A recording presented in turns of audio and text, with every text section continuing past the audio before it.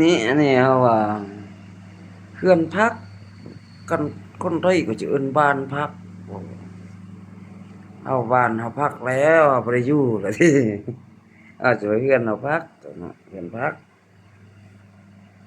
ก็แปรนะบ้านพักเฮือนพักเอาล่ะโรงแรมเอาล่ะคอนโดชื่อคอนเขายุ่นใส่อยู่โดบ่เดียวว่าอันโรงแรมแล้วคอนโดชื่อคอนยุ่นđông đô xây của nó and and nó bữa đó có chân tét à nè còn đâu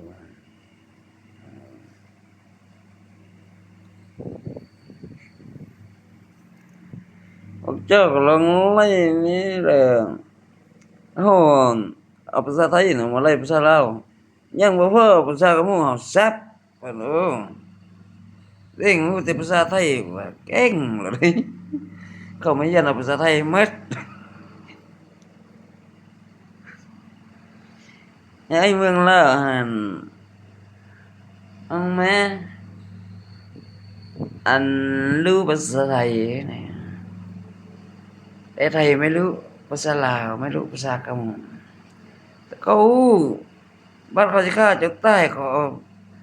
เอาภาษาไทยมาแปลภาษาลาวพ่อภาษากำมง